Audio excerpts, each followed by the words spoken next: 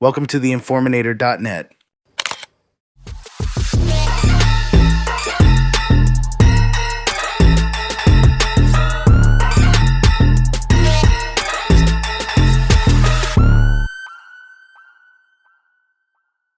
What's up, everybody? This is AP. You're listening to The Uncomfortable Truth with AP and Chatty. So we got a lot of things going on today. So we're going to talk about a few issues that I've seen in the news. I'm going to talk about a little bit about the school shooting, the Catholic school shooting. We got the Snoop Dogg incidents, him upsetting the Alphabet Mafia. We got some trade deals with India and China. We got a lot of, just a bunch of things going on. And usually I make videos that, we break down things like the traits of the end times. If you haven't seen that video, go watch it. The traits of the end times that people are going to have. We did a video on the podcasters, how they're all not getting along right now. A lot of them ain't. A lot of the big names, We also did a video about Russia and Ukraine and the peace deals, which I think is really important that you guys watch that, because if you're interested in the end times, if you're a Christian, you might want to watch that video and see where we're at. Not that I'm a prophet or any of those things, but if you read your Bible, we understand, or you should understand, that we are in the signs of the times. I don't think that's really debatable. It's just stuff that if you're reading your Bible, you've already had that feeling inside of you that things are not trending in the right direction. What does that mean? It doesn't mean that the world's going to end in 10 years, 20 years, 30 years. We don't know that. We don't know. What we do know is that things are not looking good. They're trending in the way that Jesus kind of mentioned, that the rumors of war, you got famine, you have a lot of things going on. The earth itself, you have earthquakes, flooding, and every other type of natural disaster has been going on throughout the year. A lot of it is natural. This is what we're already accustomed to. Hey guys, this is AP from The Uncomfortable Truth with AP and Chatty. If this message speaks to you, don't just watch, join the movement. Hit subscribe so together we can shine light in a world that's getting darker every day. Thank you and God bless. But I would go a step further and say that it's just happening a lot more. It visually seems that way. And it just naturally feels that way because you hear it a lot. So I don't think you can discount it as, well, this is just normal every year thing. I think it's been ramping up over a decade now.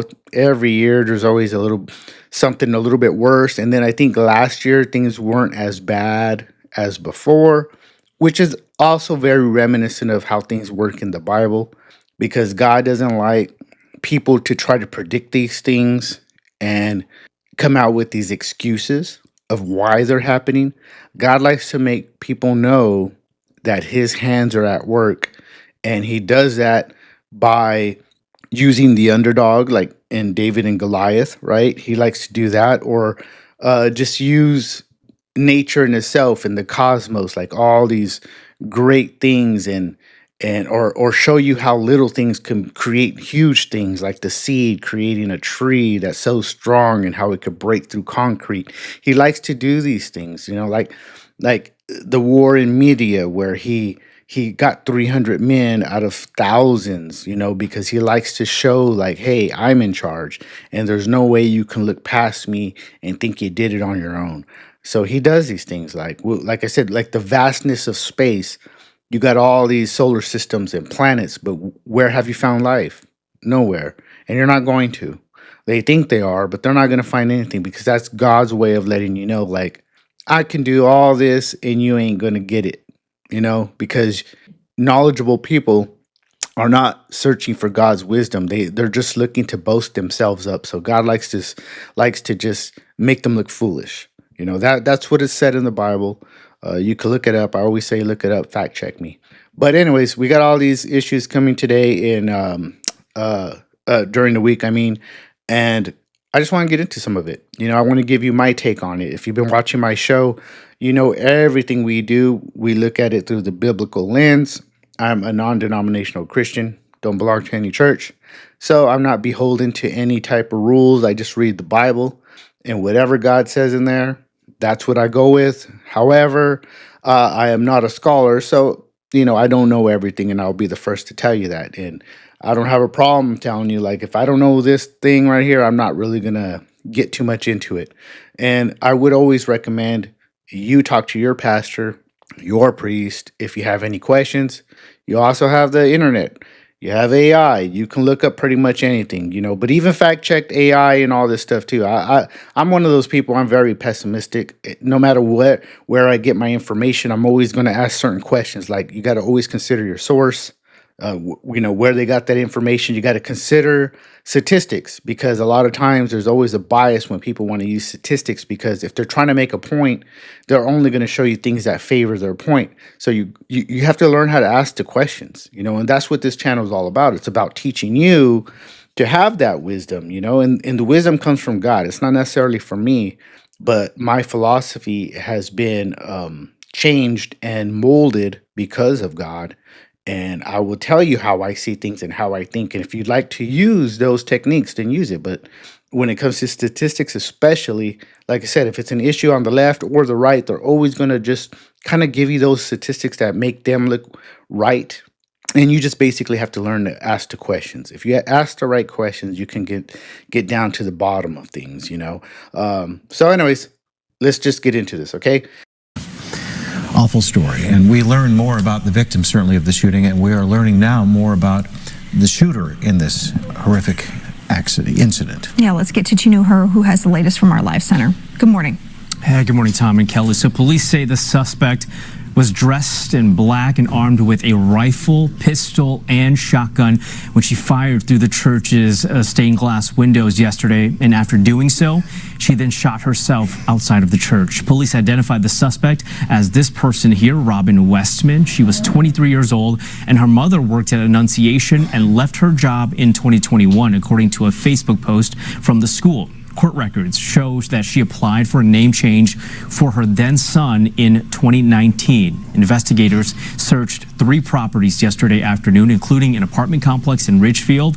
Now, they carried out several items, but right now it's still unclear what exactly those items were. Police also say they are aware of a manifesto that the suspect posted on YouTube, which has then since been taken down. Where the shooter did not have an extensive criminal history and is believed to have acted alone. The FBI is investigating this shooting as an act of domestic terrorism and hate crime targeting Catholics. So we'll continue to follow all the latest developments with this investigation and bring you all of those developments here on Fox 9, guys. Yeah, still so many unanswered questions. All right, Chinu, thank you. Okay, so I put my note right here. Here's the hard truth.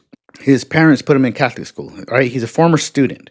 And I heard I believe it's his mom, she worked there or something like that, of that nature. Here's the thing. I've mentioned this before. I'm not sure in a video, but I know I mentioned maybe in social media, but I have this thing where it's like, parents, you are the biggest influencers of your children, especially at a young age. I always talk about psychology and the stuff I've learned through that. This is not no hidden knowledge. I shouldn't even say, because sometimes things get updated. When I was into psychology, it was in the 90s, late 90s, mid to late 90s. And I was reading books and I took a course or two. I took 2 or 3 courses. And basically it all starts out with everybody's a psychologist, because if you're people watching, you kind of learn behaviors, There's things you just learn, you pick up. Like, for instance, when you're hanging out with somebody and there's a comfort level, you'll notice you'll kind of stand the same or put your arms the same. Like, if you fold your arms, the person you talk to starts to fold their arms, and you kind of do these things. That's showing there's a connection there. Another thing is kind of like, when does friendship happen?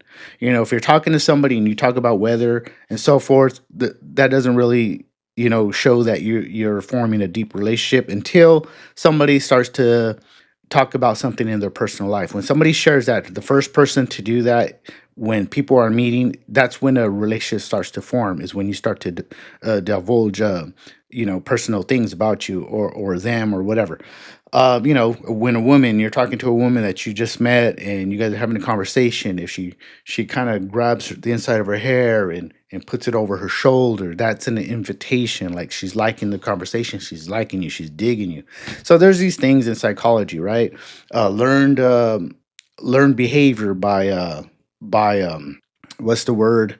by giving a treat or something. There's a word for it. It's been a while since I've opened up these books. I mean, I haven't done that in a long time, but there's famous experiments where they ring a bell, give a dog a treat when the dog shows up, and they do that a few times, and afterwards they just ring the bell, and the dog always comes up thinking that he's going to get something to eat. It's just like a learned behavior, and they relate that to things like, let's say you have a spouse that drinks alcohol, but every time he drinks alcohol or she drinks alcohol, you have issues that arise from that, right? You get some fighting or whatever's going on.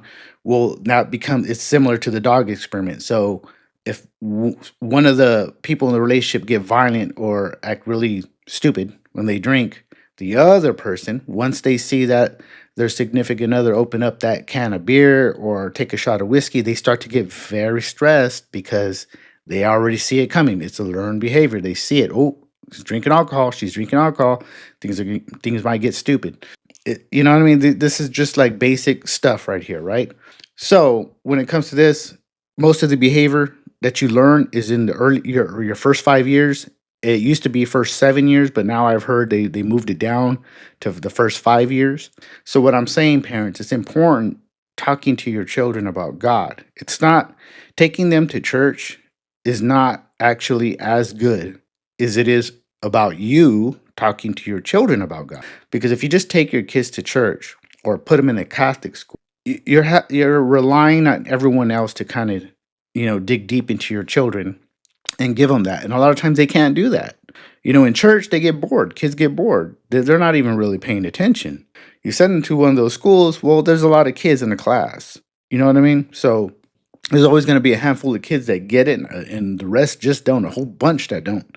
So as a parent, you need to be the one that talks to your child about God. You need to show examples daily about God, being grateful, being giving, being kind, and all those things. And you bring up God and Jesus, and you teach your kid the way. And that's why, look at here, Proverbs 22:6. Train up a child in the way he should go, and when he is old, he will not depart from it.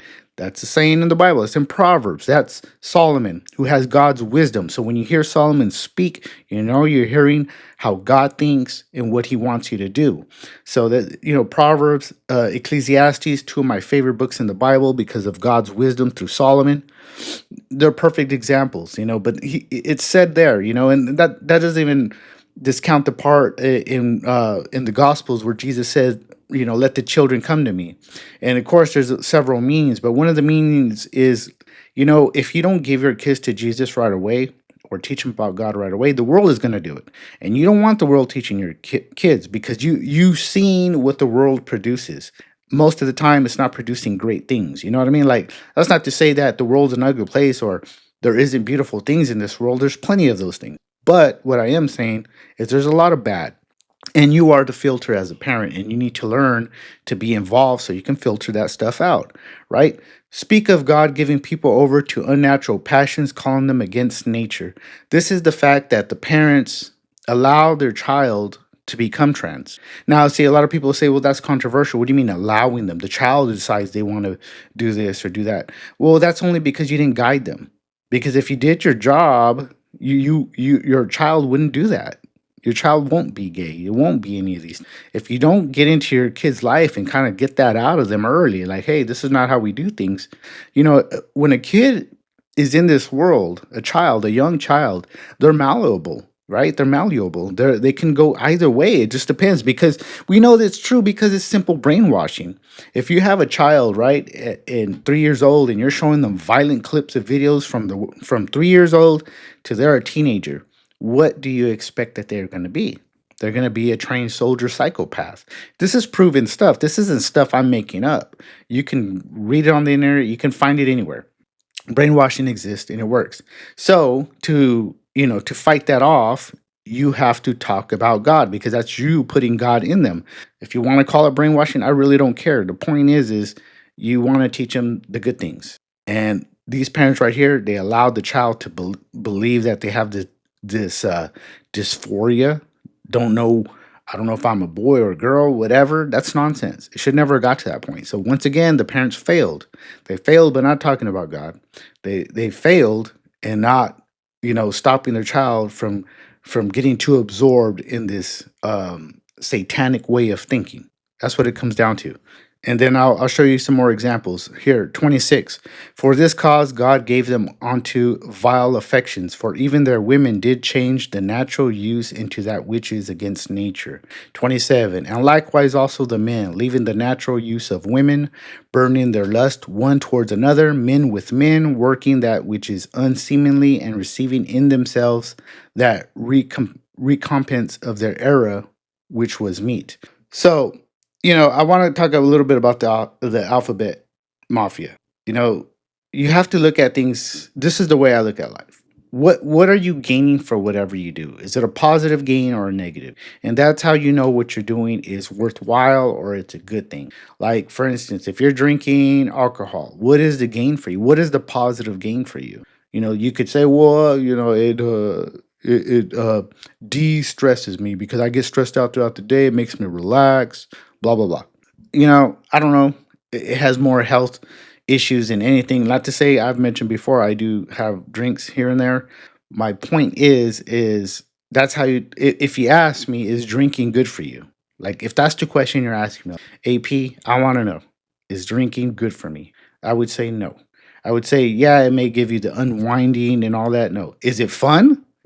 Well, sure, I guess, depending on who you are, I obviously think it's a little bit fun, but I'm not telling you to go do it. So I'm just trying to give you an example of, let's just be honest. Like if I do it, I'm not going to tell you it's a good thing. I'm just doing it. You know what I mean? I've told you before, I'm not a perfect person. So don't follow me. Don't think I'm the person you need to be. I'm trying to be a stepping stone for many of you. So I'm not a perfect Christian, not even close, even though I know there's nobody that's perfect. I'm just saying I look at the world that way. What's good, what's negative. So I don't overdrink, just to make you guys know that. I'm not a drunkard. I don't drink every day. But I just wanted to point out that sometimes we do things that we know that are not particularly good, but don't be one of those people that do something that's not good, but tell everybody else it is good, because now you're spreading a false goodness and you're influencing people to do bad things, and I would never want to do that. That's not a good thing. The Bible says so. I just wanted to make it clear, like how we look at things. So in this ideology that we're talking about, there's no positives there. It comes into society, it makes cracks. It makes people question themselves. It makes people, young people especially, get confused and they go the wrong way. There's no positives to this. They like to say, well, hey, by us being prideful, which is a sin, by us being this way, you know how many people we save, they get to live freely and they don't, say commit suicide or whatever.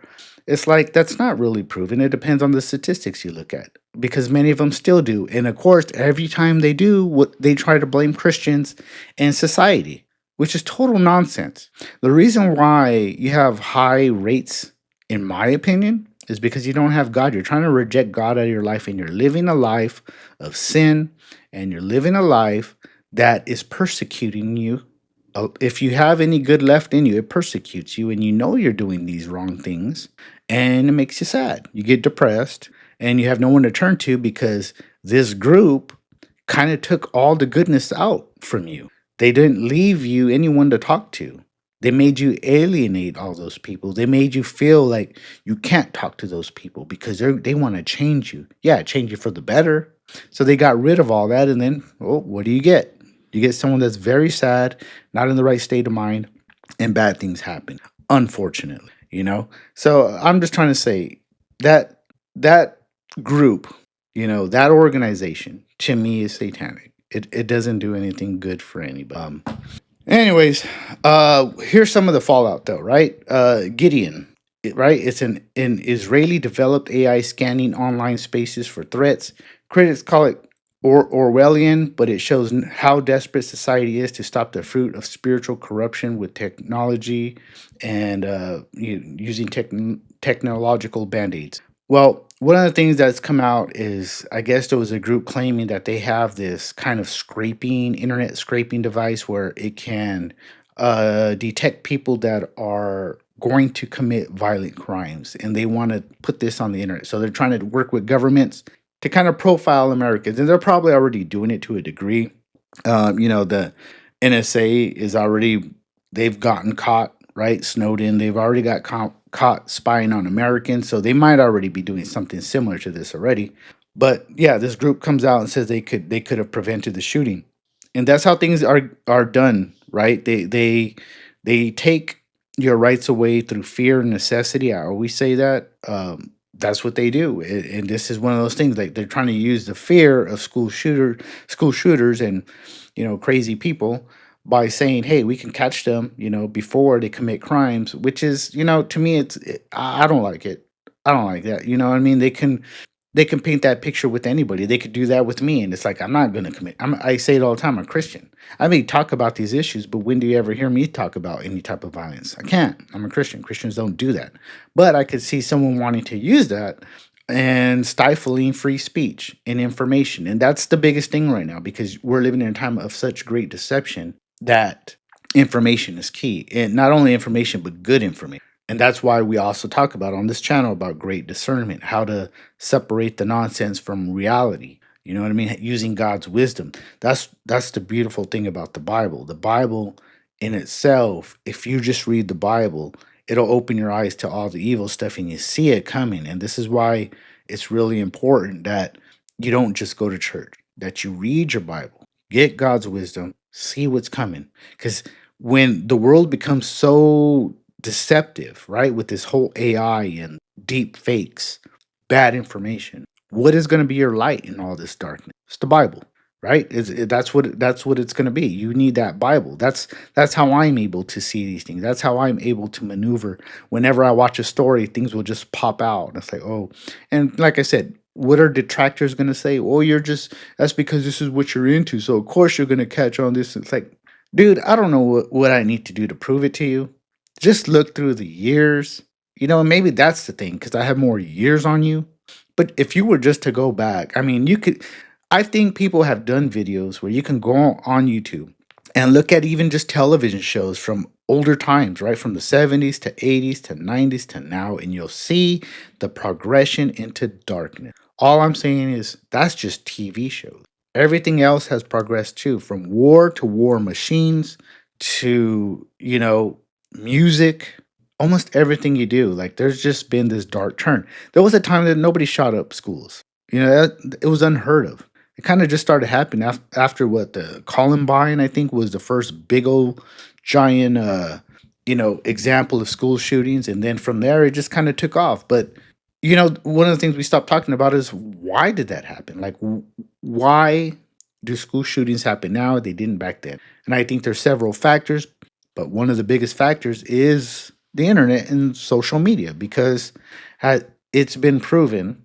that people get affected by social media. That's not, it's not new. I know most of you know what I'm talking about, right? The dopamine, the likes, or people read, like people try to talk negative to me all the time.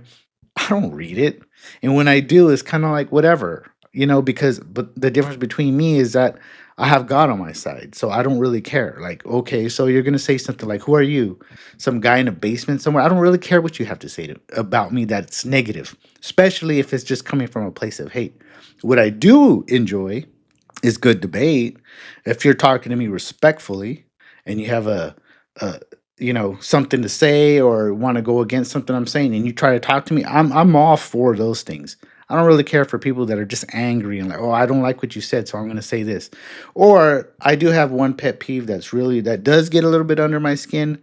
Yeah, I guess everybody has one of those, and that's when somebody likes to call me a liar after I made a literal statement about something, and they'll try to turn my point into this whole other conversation, right? So, for instance, if I say 77, this was recent too, 70% of Israel is made up of Jews. So if you're going to say we hate Israel or Zionist in Israel, you're really talking about the Jews, because there's different ethnic groups that make up the 30%.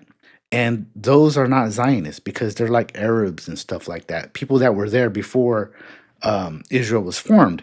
They're not Zionists. They don't care. They're just living there. They're Israelis because they've were adopted into the new government, but they're not Zionists. The Zionists are the Jews that live in Israel. And what do I get? I get people say, "You're wrong. There's other Zionists. There's Christian Zionists," and it's like, yeah. I'm not discounting that, but that wasn't what my point was. If you're talking about Israel itself, it's Jews. It's the majority Jews, and that's what I said. And you can read what I said, but yet you're trying to make this conversation about America or other parts of the world. Of course, depending on how you want to look at Zionism, because that definition has changed so many times. And that's another problem. People change words and meanings of it. And it's like, what is a Zionist, right? He saw Herzl's Zionism as devoid of Judaism and as an abandonment of Hebrew language and Jewish culture in preference of a purely westernized state. He considered Herzl's vision of mass immigration and a nation state to be wishful thinking.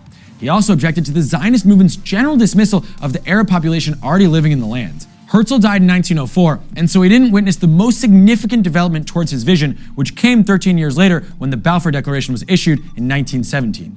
This was a statement by the British government that supported the establishment in Palestine of a national home for the Jewish people. It was a hard-won result of more than a decade of effort by Zionist leader Dr. Chaim Weizmann. Weizmann's mentor, none other than Ahad Ha'am, advised him during the Balfour negotiations. Ultimately, Ahad Ha'am's cultural Zionism merged with Herzl's political Zionism once it was clear that not only was a Jewish state feasible, but that a large immigrant population and Jewish culture were already flourishing in the land. Because I've always said, from the history that I've read, a Zionist was a patriot. It was someone that when they formed New Israel, the Zionists wanted to make it that wasn't religious. They wanted to just bring about a patriotic place. They tied it to their old land from the Bible, but without being religious. It was just a political movement. That's what Zionism was. And so today, I still see it the same way. If you're a Zionist, it just means you're a patriot for Israel, which means you'll do anything for Israel to survive and to live, even if it's dirty. But think about it. Is that any different from any other country? You have patriots from every country that have that same ideology about their own country. So, now me saying, if you ask me, do I think Israel, the land, should exist? I would say, yeah. Well, some people would say I'm a Zionist, though I don't agree with what Israel's doing right now with Gaza and all those things. I've already explained that. They're ripening for the Antichrist, and I know that. But if you're just asking me the simple question, do I think Israel should exist? I'd say yeah, because God said so. It's in the Bible. And many of you don't even know where to look, but it's in the book of Amos. That's where it's at. It says that Israel will never be dispersed from the land. And we know that means now, because they were spread out after the Romans and with Titus, and what was it, like 73 AD or somewhere around there. And that's when they dispersed. They went in different places all over the world. So Amos came into fruition once they came back to Israel in 1948. So that's how we know that. Like the Bible said so. God made a covenant. He's not breaking it. He doesn't break his promises. It's said in the Bible. So they're there, and they're supposed to be there. But that doesn't mean, just because I believe in that and I believe they should exist, doesn't mean I back Israel in everything they do. If they do evil stuff, they do evil stuff. You know what I mean? I understand that they are not Christians. They didn't accept Jesus Christ. That's like not debatable. So I'm just saying the word Zionism has changed, and all these people are using it, and I think they don't understand they're using it completely wrong. All it really means is those people are patriots there, and yes, there's a lot of them that are doing bad stuff. But if you're just talking about Israel, yes, a lot of the Jews are Zionist, because it's made up of mostly Jews. So it's just a fact. And so, like I said, my pet peeve is people trying to change what I'm saying and make a whole new argument and to even be more of a jackass, they'll call me a liar. And it's like, how are you going to call me a liar when I'm not even talking about what you're talking about? And the people that mostly do stuff like this are liberals. Because I don't know if you've noticed, but ever since Trump's first term, it's kind of like they don't hear what you're saying. You can talk to them, and it's like their brain only picks up things they want to hear. It's really odd, and it's really weird. And that, to me, is also why I see it biblical, that we're in these times that are very close to the end times, but that could mean anything, of course. But like, just the weirdness of people that they don't hear what you're saying, and their brains process things just all messed up and backwards. It's just really weird. And look at that. This, I guess actually goes into my second point, Zionism, right? So I'll read what I put down here. Zionism began as a Jewish nationalist movement seeking homeland, evolving into political foundation of modern Israel. Over time, it has shifted in definition, today often seen as simply believing Israel has a right to exist, myself, right? But scripture gives us eternal context. Genesis 15:18. And I have a whole video on this just so you guys know. Look it up. I don't have a lot of videos, so it's not hard to find. It's in the podcast section. I talk about Israel and the land, and it's almost an hour long or about an hour long. It explains a lot of this stuff in greater detail if it's through the Bible. But Genesis 15:18. On that day, the Lord made a covenant with Abraham, saying, to your offspring, I give this land. And it's made clear there, too, that it is, Israel's, Isaac's land and all that. Amos 9:15. I will plant them upon their land, and they shall no more be pulled out of their land which I given them, said the Lord thy God. See, so that prophecy right there, a lot of people don't mention it, but this is the 1948. We know that to be true because it can't be before. Because if he says I will plant them and they'll never be left again, that means the prophecy never happened because they were in their land and got dispersed during the Roman reign. So Amos 9:15 is now. That is a prophecy that has been fulfilled, and Israel will not lose that land. If you're looking at it like a football game, look at what's going on. Israel's not going to lose that land. They ain't nobody going to take them off. That prophecy is fulfilled. Zechariah 12:3. And in that day will I make Jerusalem a burdensome stone for all people. All the burden themselves with it shall be cut in pieces. Now, this is something that's going on right now. That's why I have that put down there, is because so many people are getting blinded and everyone's upset at Israel. It's supposed to happen. It's prophecy, right? It has become a burdensome stone.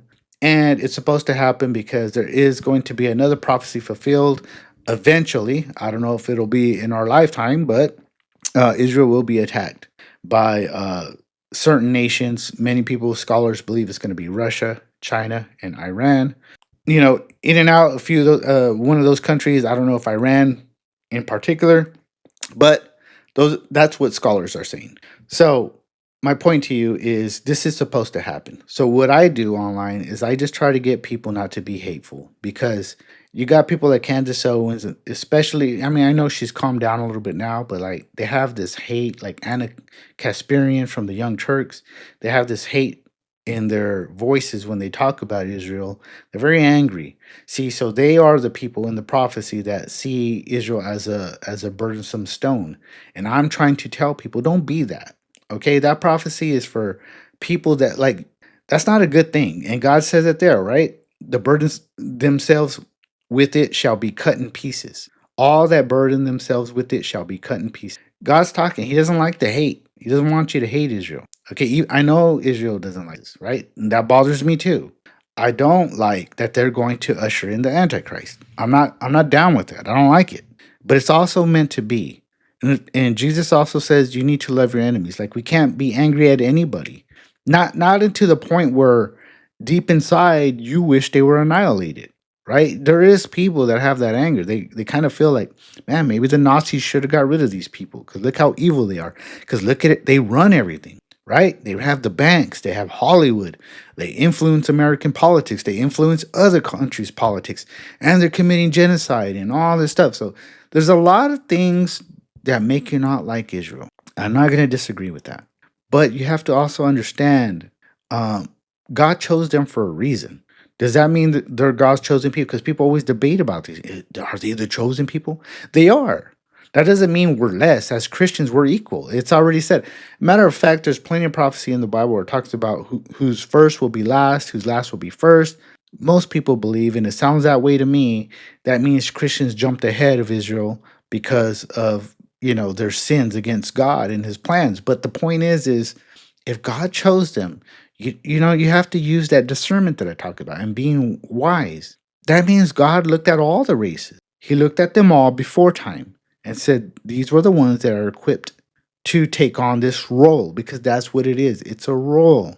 They do not play the same role that Christians play. God chose them for a reason. Maybe everyone else would have failed. So the role is they're going to accept the Antichrist. They're going to do those. But by them, in their confusion and in their sinning, is allowing the time of the Gentiles to finish up. So here's the thing. Once the Jews, and I've said this so many times, once the Jews recognize Jesus Christ, once they recognize the true Messiah, it is over. There is no more Gentiles being able to jump into heaven. And so that is the important role that they're playing. Unlike us, if you choose not to be with Jesus, right, as a Gentile, then you're making your own bed. There is no second chance. The Jews, on the other hand, didn't accept Jesus, so you would think they would say get the same punishment, but it's not so. They're waiting for the Antichrist because they don't know that. They think that's going to be the Messiah, which it's not going to be. But when they see Jesus come from the sky, they're going to say, "Whoa, there's the Messiah." Their eyes are going to open and they're going to see that the Messiah is here. And then there's going to be some Jews, the synagogue of Satan Jews, probably the Zionist type, right? Those ones will get banished. But many of the Jews that were just waiting for the true Messiah, their eyes are going to open and many of them will probably be saved. It's just the way it is. It's a role. Everybody has a role, which is going to lead me to my. Well, I guess before I jump into that, let's look at this. The prophecies unfold. Israel has the land back, yet it will become a burden to all nations. We see the stage being set for the Gog and Magog war. That's the war I talked about with Russia and China. When Israel will stand isolated without allies. See, and that part in Ezekiel is very interesting. See how Israel they'll be isolated. Well, how do they get to this isolation when you have so many countries that back them, like the U.S.? See, so that tells you something happens where many people they don't back them anymore. And maybe we're starting to see some of that. I don't know. Eventually, they will be deceived into accepting the Antichrist as a false savior. That's talking about the Jews. The Bible warns, Revelation 2.9, I know the blasphemy of them which say they are Jews and are not, but are the synagogue of Satan. That to me, like I said, the way I see it, the way I feel right now, doesn't make it 100%, for sure. But that's probably your Zionists, right? Or the ones that will not accept Jesus Christ at all. There's always going to be those people that just don't. But that's, to me, is what it's talking about. The Jews that are really just for the country. They don't care, because there's a lot of Jews that don't even believe, in Judaism, right? They don't even believe in God. They're atheists. There's plenty of Zionists like that. So those are the synagogue of Satan types. That's the way I would assume, because that's the way I see it for us. Our atheists over here, they believe in a form of Satanism, though they say they don't and they say they ain't. You can be a part of Satanism and not even know it, because as long as you don't believe in God and you spread false information, you're doing the devil's work. So you are a Satanist or doing Satanism type work. And the other thing I was going to bring up, let's see if I put it on here. I didn't, so I'll just mention it real quick. Just like, we talked about the alphabet mafia, feminism. And the reason why I'm bringing that up is how I said about how everybody has a role. Feminism is another group that served this small good purpose, right? Because remember, the alphabet mafia was the same way. All they really wanted was to be able to do taxes like married people and be able to see their loved ones at the hospital, because you could only see married people or whatever, or relatives. But after that, they went batshit crazy and they wanted to, teach your kids their nonsense. They want you to participate in their beliefs and their parades. And then now, where does it all lead to? Men in sports. Men and women's sports. That's what I mean. The foundation started out as a tiny little crack, and now it's a canyon. And that's what these groups do. They're all satanic. Feminist movement, same thing. Equal rights, equal pay. Oh yeah, that's all great. But where does it get to? Lonely women, no children, just talking bad about the homemaker woman, and them just wanting to be like men, losing their role, where God made it abundantly clear that there is roles. Women have their role and a man has their role. Equally important, different things. Nature in itself, God loves to use nature to prove these things to people, right? You have bugs that eat up the dead so the world doesn't succumb to diseases, right? At the bottom of the ocean, you have shrimp and these other critters down there that eat up all the dead stuff at the bottom of the ocean. They clean the ocean. There's filters. The world has a way it works together in perfect harmony, and that's how relationships are. You don't need two of the same. You don't. You need roles. Just like a gear in a machine. A watch runs with several gears. Everything has its purpose. It does its thing. By that, you have a perfect watch. Well, that's how relationships work. You have a role to play. And if you do your roles good, you're going to have a really good marriage, a very successful marriage, or a successful just relationship, boyfriend, girlfriend. So, any young people hearing this, understand that. Accept your role. There's nothing wrong. That's what feminism did. They made the role a bad thing. No, it's okay to accept your role and be good at it. Be the best you can be at it. And by that, you'll have the perfect relationship. Don't believe that nonsense. Like, oh no, we could be both the same, and you don't need to be. There doesn't need to be this competition. There doesn't need to be this arrogance. Well, I'm better than you, or you're better than me. No, it's becoming one and becoming a perfect union. That's what the Bible teaches. Man and woman come together, become one flesh. So you become one whole being by being together. And I think that's a fact, and it's not debatable, but there are groups like the feminist movement that distort everything, and it doesn't bring anything good. Like I told you earlier, what's the positive in feminism? There isn't any anymore. There used to be, but most of it's gone downhill. Women are depressed more than ever because they're lonely. Because I tell you what, most men don't want women like that. And of course, they'll make excuses like, oh, to keep their feminism alive. Well, you just can't deal with a strong woman. No, it's like I don't want to be two of the same. It's like being with a dude. Well, I don't want that. I want my woman to be a woman. That's what I would like. And I think most men agree with me, and they share that ideology. Now, so let's get into this part where Snoop Dogg and his comments. And to me, I believe it's a larger sign of cultural fatigue, in my opinion. What happened here? Snoop Dogg sparked controversy after admitting he was uncomfortable when his grandson asked questions about same-sex couples in a Pixar movie. Critics accused him of being homophobic, but his reaction shows something bigger. Even cultural icons on the left are feeling fatigue. That's what I believe. That's why I put that down here. And men are much more feminine. And I don't like that. See, that goes back to the presentation I spoke to you earlier. What you see is what you see. They putting it everywhere. Yeah. I took my grandson to see, what was the movie with Buzz Light? Toy Story? Not that one, but the new Buzz. The Lightyear. I think it's called Lightyear. Yeah, with Kiki Palmer's in that movie. Okay. She plays like the daughter. So we watching it, and the lady, which is Kiki's mama, they move on into the space years. They move down the line. They're like, and she had a baby with a woman. Well, my grandson in the middle of the movie like, Papa Snoop, how she have a baby with a woman? She a woman. Oh, I didn't come in for this. Just came and watched the goddamn movie. Hey man, watch the movie. They just said she had a baby. They both women's. How did she have a baby? Shh. The movie ain't over with. So it's like, me, I'm scared to go to the movies now. Like, y'all throwing me in the middle of that I don't have an answer for. What'd you tell him? Watch the movie. Eat this popcorn. Shh. You said, we don't know. We don't know.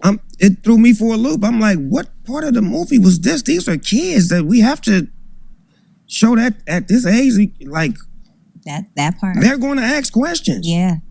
They are going to ask. I don't have the answer. Yeah. And I don't even know the answer that's rehearsed. What am I supposed to say? Is what was the lady used to be I got questions. Now I got too. questions. And I was just there to go to sleep and watch the movie. Woke me up. I'm in there. Huh? They just said that she had a baby. How? They both women's. Oh man. Yeah, eat this popcorn. I had Chatty edit my opinion, and he did a good job, because that's exactly what I believe. I believe there's a lot of fatigue. It's hidden. They would love to say it, but they don't, because of all this decades of being together and having their backing, money, businesses with money, just the whole social justice movement that the businesses, movie people, individuals, movie stars, entertainers, they don't want to look bad. by telling the truth. And the truth is they're tired of it. They're tired of all this stuff being pushed on them. And, you know, some of the things that they've angered other communities, wanting to be pretty much in the when the black people, have their issues with slavery and the past, and they bring that up and stuff like that. And, here comes this group that want to jump in there and say, hey man, we're part of that too, because we were, oppressed and all that kind of stuff. And I think it rubbed the wrong way. I think they kind of like, hey man, this is our thing. Like, go get your own. Like, go make your own. But anyways, this isn't about equal rights anymore. Society has gone beyond live and let live into indoctrination and the evolution of ideology. Parents, entertainers, and everyday people are realizing the agenda is being forced into children. Snoop's stumble reflects a crack in the cultural narrative fatigue, even among those who once embraced tolerance. This is a fact, man. We have so many issues in this country, and I believe a large portion of those issues comes from this community because not the individual. Understand something. When I talk this way, like I said, I'm a Christian. I don't hate anybody. Everybody struggles. Everybody struggles with something, I mean, I'm sure there's a select few that, I know there's plenty of people better than me. You know what I mean? They wouldn't admit to it, but I'll say it. But what I'm trying to tell you is that most people struggle with something, and that's a ongoing battle, a spiritual battle between that person and the forces that be. And I applaud people, especially if you're a Christian and you're trying to do the right things. I'm not, like I said, if you're a true Christian, you read your Bible, there is no like, I'm talking shit to you. I'm going to talk down to you. Oh, look at you. You failed again. Drink beer again. Or, you smoke some stuff that you shouldn't be doing or whatever it is. I don't really care what it is. That's not how I talk to you. If you're a Christian and you're battling, I understand the war that you're in. So we're not always going to succeed in what we want to do. Even when we're trying to stay as close to God as possible, it's difficult. God knows that. Jesus knows that. It's written through all the Bible, all the stories. Everything tries to teach you that. It's why Israel got punished so many times. It's difficult to live a great life, like a really good life. It can be very difficult. What I'm saying is, like, most of the time, I try to be a good Christian, and I think for the most part I succeed, but I have my moments where I'm not. I have moments where I'm not happy with people. One of the biggest things I tell my wife is that when you read the Bible and your eyes open and you get that wisdom, you're still a human. So when you gain God's wisdom, the human side of you sometimes gets very fatigued with people. You kind of look at everybody and say, what the hell's wrong with you people? And that's not a good thing, right? Because now you're being like you're a goody two shoe. You're being arrogant, like you're better than everybody else, and that's a sin, right? But that's what happens because you got God's wisdom, so you see how things are supposed to be, and you're over here trying to do the right thing, and you see all these other people doing the wrong thing and have total disregard for the Bible, Christianity, and for basic rules, basic humanity, and it makes you upset. And you're like, oh man, what the hell is wrong with you people? And then by that, you start to sin because that is your human side. The human side with God wisdom. This is why I I like Solomon's book so much, Proverbs and Ecclesiastes, because that's the reflection of a lot of us. Like, he's a human with God's wisdom, and so he struggles. He struggles in all his life, and it really is a reflection on, I believe, most Christian, right? But the counter to that is Jesus Christ, because Jesus Christ is also a human, right? But he's also God. And the difference between Jesus and Solomon is you got the perfect human being versus somebody that has God's wisdom but is a human, and he has to deal with the issues that humans do. And it's just awesome. It's a great I don't know how you put it, but counterbalance of how things are. And one of the reasons why I love the Bible and why I know it's true, because there's no other book that has that kind of wisdom and is based in reality, because that is reality. It shows you that. It shows you man's ongoing struggle. It's not like these other religions where they're always perfect beings, or even when they're not perfect, it's just nonsense, stupid shit, right? Like Zeus messing around behind his wife's back with a human girl, and then their kid comes out a who knows what, half animal, just dumb shit. We're talking about real stuff here. Like, people struggle, and God knows it, and that's why Jesus came. And then you see Solomon, right, way before Jesus. You see Solomon a human with God's wisdom. So he has all these great things to say, but his own life is struggling. And you see Jesus, also a man, but with God, is God too. And he only struggles with certain aspects, not committing sin. He's a perfect human being. He just has man's frailness when it comes to, seeing that he was going to go through a lot, and he understood it, but he was willing to do it because he had God. God was in him. So it's just awesome, that whole thing right there. But going back to this what I'm talking about and where it relates is, people are getting this fatigue with this group because there's nothing good that it offers, and people are starting to realize it. And I think they've realized it for a long time, but people get scared. They want to be on the in, make money. Well, that was the way to be. And I think right now there's starting to finally be some pushback. With there should have been pushback a long time ago, because if there was, we wouldn't have men in women's sports, men trying to go to women's restrooms, and men pretending to be women and shooting up schools. And I should also bring that up. I don't know if this kid, it hasn't been brought up yet. I don't know, maybe it has. I haven't looked into it for a while. But children taking medication is dangerous, especially if they're trying to transition. A brain doesn't finish developing until like 25. Look it up. I know it's around there. If you give somebody medicine that disrupts their brain and the brain growth before 25, yeah, I think you might have some issues. Okay, so heading down the road here, we got the Russia strike on Kyiv. I'm outraged by the attack on Kyiv, also hitting our EU offices. This was the deadliest drone and missile attack on the capital since July. And as you can see behind me on the screen, it was an attack also on our delegation. I just spoke with our deputy ambassador, and I'm relieved that none of our staff were harmed. Last night's attack struck in close proximity of the diplomatic mission, the representation of our union. 2 missiles hit in a distance of 50 meters of the delegation within 20 seconds. And this is another grim reminder of what is at stake. It shows that the Kremlin will stop at nothing to terrorize Ukraine, blindly killing civilians, men, women, and children, and even targeting the European Union. This is why we are keeping maximum pressure on Russia. That means tightening our sanctions regime. We will come forward soon with our 19th package of hard-biting sanctions. And in parallel, we are advancing the work on the Russian frozen assets to contribute to Ukraine's defense and reconstruction. And of course, we are ensuring strong, unwavering support to Ukraine, our neighbor, partner, friend, and our future member. Tomorrow, I will travel to the 7 member states that are strengthening and protecting our external borders with Russia and Belarus.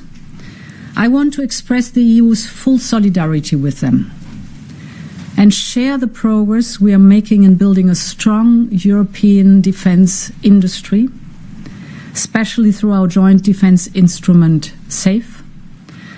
And finally, I want to thank our brave staff in the EU delegation in Ukraine.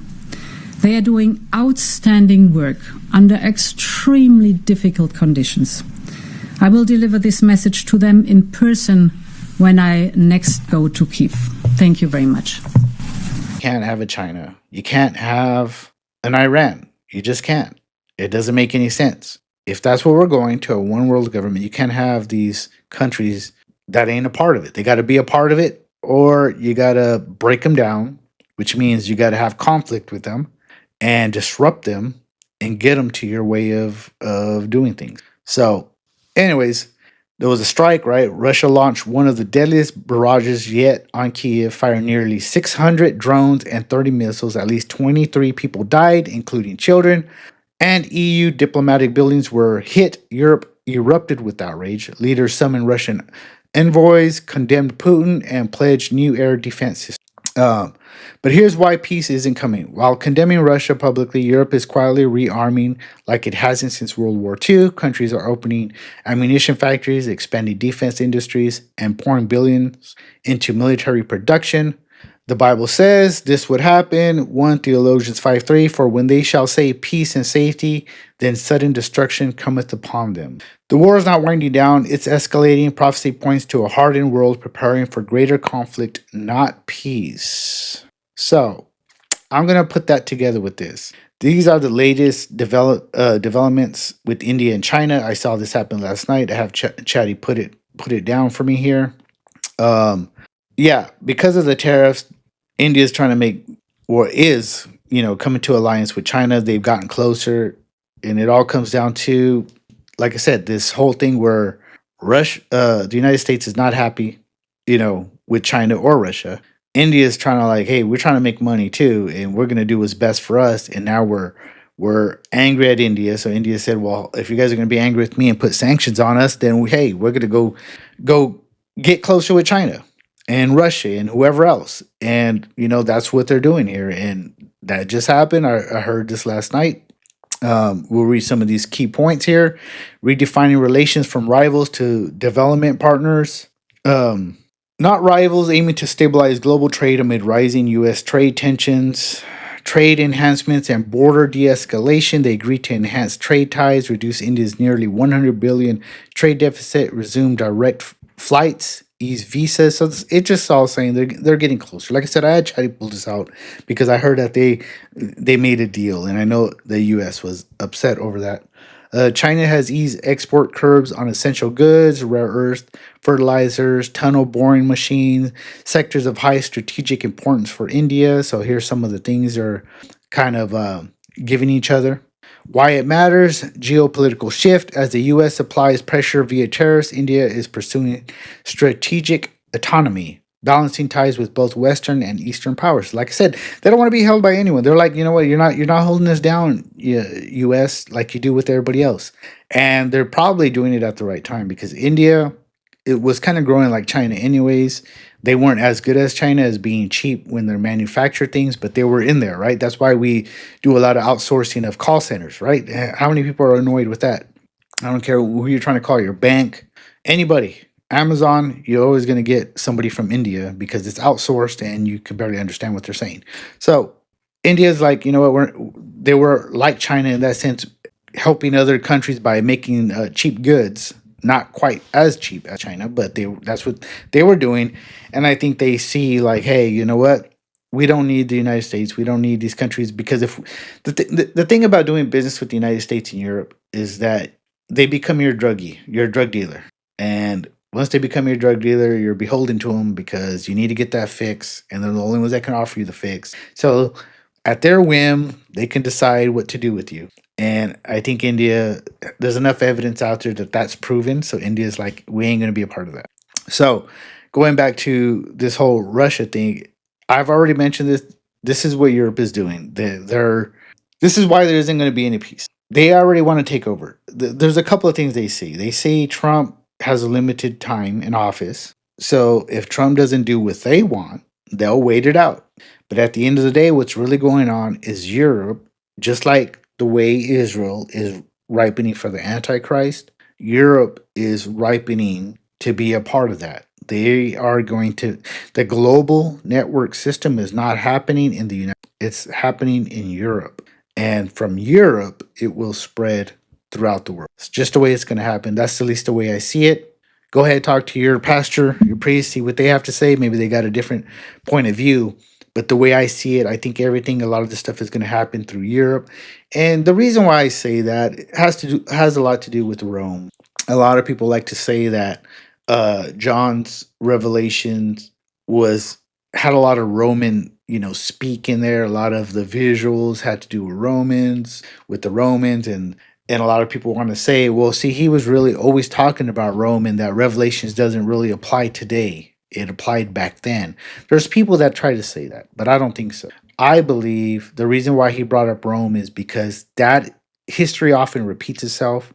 And in the Bible, it actually repeats itself. A lot of the stories in there, a lot of the times, because that's the one thing about people. We may get more technologically advanced, but when it comes to morality and all that, you don't really advance a whole lot. We're only as good as the things we have. We have a lot of money, we have a lot of food, we have an abundance of water and all the things you need, right? Your comfort, then there's no issue. We have less of those things, we start to become more primal. It doesn't change. The history of the Bible is always the same. God comes around, teaches people the right way. You got your prophets, people get straight for a while. Next generation doesn't believe so much because they weren't there to see God. The next generation after that is even further from God, and next you know, you got all hell breaks loose. And generations matter. And I think that's kind of where we're at right now. When John was talking about Rome in the past, he was basically saying this is what it's going to look like at the end times in the future. It's going to be this whole Rome is going to re up itself. It's going to come back in a sense. Maybe not the way it was in the old days, but it's going to come back in a sense. And that's Europe. Europe is Rome, right? Babylon is mentioned a lot in the Bible. I think a lot of these ancient countries, ancient civilizations that rule over large sections of the world, it's like anything else. Whenever we want to make a point, we use the past. And John was using the past to make a point for that was the best way he could. Anyways, I hope you enjoyed the video. Please subscribe if you haven't. Give a like, share it, whatever you can. New videos coming out. I want to talk a little bit more about Israel and some other things. So like I said, just subscribe, check on me, see what's going on. I pray for all of you. I hope you guys pray for me. And that is the end. So God bless. Welcome to theinforminator.net.